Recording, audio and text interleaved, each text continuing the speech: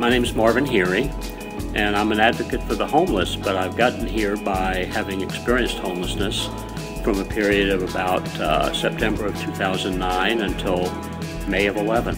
What I want to encourage you is that this should not be the end of your community involvement.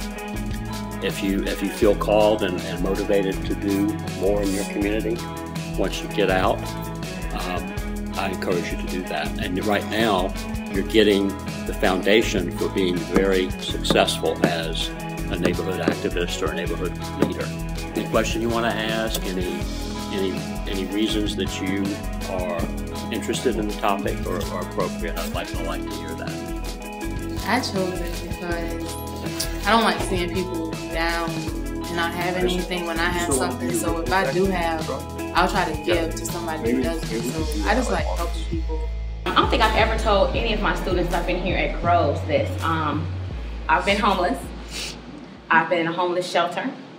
That's why I think I shared with Bree that one of my missions is to have a nonprofit organization where it would be a shelter for girls who maybe were teenagers or got pregnant or things like that. Because what happened in my situation, it was like, oh, where you going? You ain't staying here. You know, they didn't care where I went, what I did. I slept, like I used to sleep. There were times, we had an enclosed back porch. My mom would be at work or come home at like 1, 2 o'clock in the morning. I would just put my arms inside the sleeves and kind of just sit there because at least it was kind of safe, but then just have to be gone before she got back. So this type of thing like this, it is important. You don't know where people come from. You don't know what they've been through, that sort of thing. So that's why a lot of you guys look at me now and you think, man, stop, you're really tough on us. You try to make us do this and that. And I tell you that because the world is real out there and the world is real raw.